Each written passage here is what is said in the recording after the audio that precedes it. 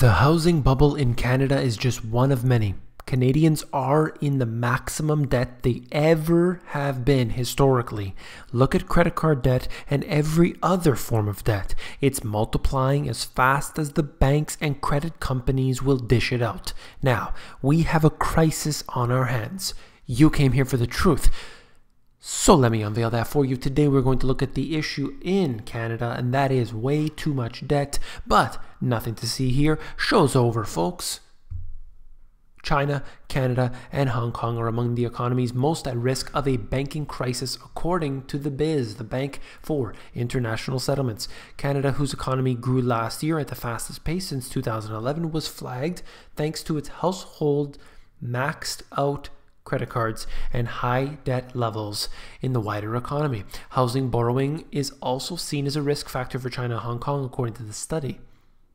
I have mentioned this hundreds of times, that individuals in Canada are maxing out their credit cards, they are using home equity line of credits, they are using secondary mortgages, and they are taking on more than they can ever handle. But all of this is allowed to continue because interest rates are historically so low. But there is a breaking point because you can only take that debt so far. There's only so much equity you can pull out of your house. And all it's going to take is an inch, just an inch, and it will break. Because there's no equity left in people's homes, they don't have emergency savings, and they are pushed to the edge. So it's only going to take just a little bit, and it's going to be a big problem. This is not like it was in 2007, 2008. It's going to be a lot worse and a lot faster. The study offered some surprising results. For example, Italy wasn't shown at being at risk despite its struggles with slow-growing economy and banks that are mired in bad debts. Well, look, it's taking it in a different way. You know, you can look at Italy being a situation. I just covered that recently, in fact. But you can also look at Canada being in a situation that is different. But ultimately, it's the entire structure that is underlying all of this, and that is central banking. And we need to point that out at every possible moment. While China was flagged, a key warning indicator known as the credit to gross domestic product, the gap, showed an improvement, said the BIS, known as the Central Bank for Central Banks. This may suggest the government is making progress in the push to reduce financial sector risk. They absolutely have not reduced any risk. All they do is do a little shuffle work, and they're able to make things look good again. No government will ever get out of debt unless they completely default. So we don't often see that, but that's the way it works. Even the countries that give up all of their precious assets ultimately still owe in the end. They become enslaved by their creditors. Canadian household debt hits $1.8 trillion as Global Watchdog warns of risks to the economy. $1.8 trillion in the household debt. That's for Canada. That's higher than the GDP, if memory serves me correctly. And we're talking about such a significant amount. Look around. You see people that love to take on more debt. And, you know, if you need to take on debt for a mortgage, but you're able to pay those payments off and it's not an issue for you, I could see, okay? I can reason with that, okay? Because most people don't have, especially in Toronto or Vancouver, they don't have $1 to $2 million on hand, I assure you. So the average person, they put down a down payment and they buy a home. The only problem is that this time around they're putting down maybe 5% down. Maybe somehow if they're buying a smaller location, they have two people putting the money in, household income, they're able to put down that full 20%. Not a lot of people do that, but for some, they put down the 20%. They're taking on massive mortgages because when you look at the homes priced at $1 million to $2 million, which is not very absurd at all. Many homes are priced in that, especially the detached homes. You have to think about this. How in the world will they ever pay it? Well, Of course they can. 37% of Canadians added to their debt, pushing averages up to $22,000 per person, not including mortgages. So I must ask, without a mortgage, you have $22,000 of debt.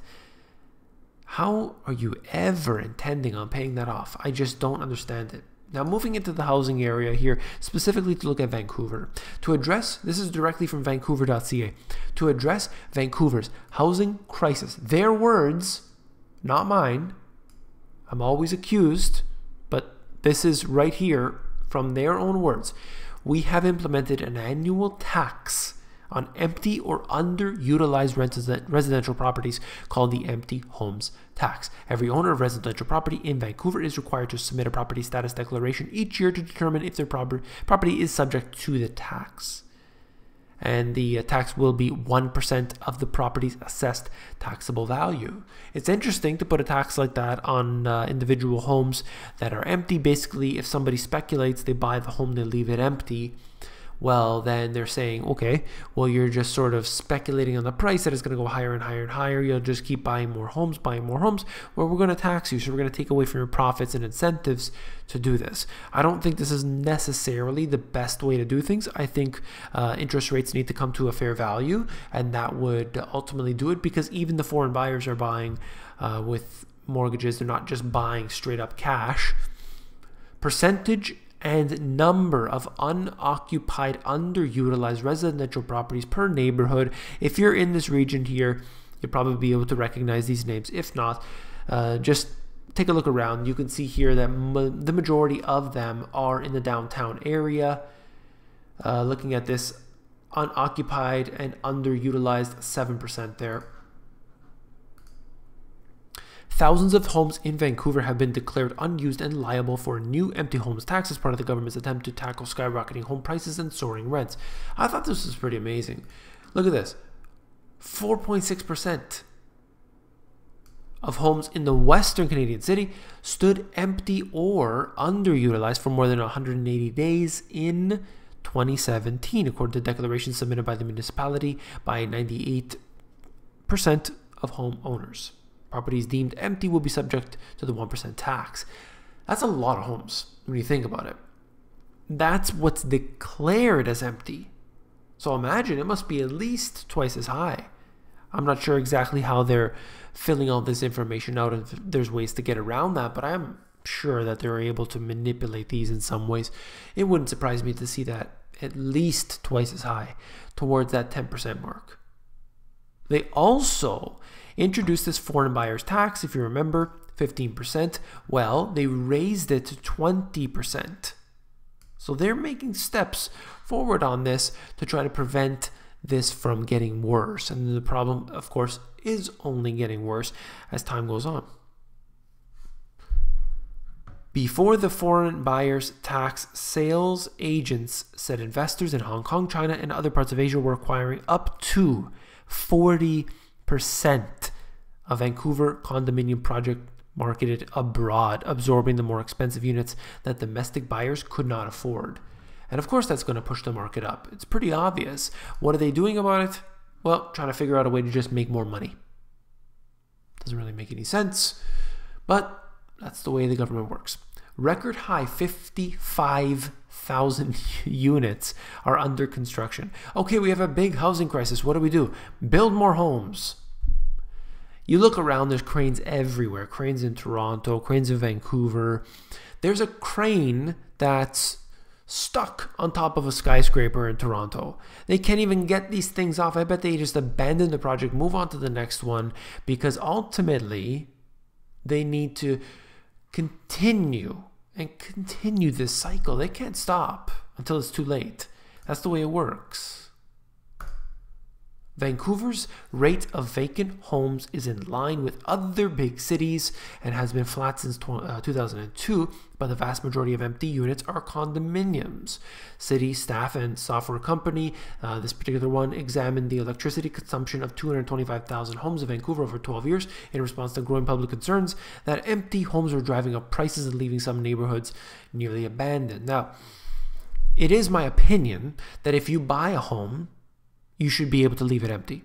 And there should not be a tax on your home. That's the way I see it. Now, foreign buyers, you know, we can argue on that. But should the government be taxing you on your home ever? I don't think so. I don't think that's the right thing to do. But of course, they've found ways to make more money. How can we use this as an opportunity? And they do so. They don't make it more cheap for individuals to buy homes. It's not happening. Look at what they're doing right now in China. They go abroad, they advertise and basically say, there's a 20% foreign buyer's tax. We will pay that for you. Just come over, buy the place. We will give you the money back. And they do that. And surely that pushes the price up higher. So all you do is make little adjustments and things are status quo. This is the way the real estate bubble is expanding. This is the way that you have this debt system that's expanding. And Canada is one very, very big culprit in all of this. And they make these silly claims that, oh, the situation is safe, no need to worry. Right now at this time, I need to do a video about this specifically, but the fact that right now at this time, Canada is one of 3 countries that are at the heightened moment right here of potentially having a banking crisis. Back in the 90s, early 90s, Canada had a major banking crisis, and then at that point they made much more strict guidelines, and they said, this is what we are going to have to keep to. We're going to maintain these goals, and we're going to make sure that we never have a banking crisis again. Unfortunately, that didn't happen, of course. Look at it today.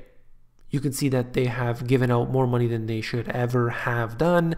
The economy is very weak right now, and all that's left is the real estate bubble, which unfortunately, it's a ticking time bomb, and you know what happens to that. That's all for this video. If you found it informative, please give me a thumbs up. Last but not least, if you found the video informative, I know you will find my books, The Money GPS, and my newer release, Global Economic Collapse, even more informative. If you want to take a look through these books, there are links in the description below. Take care.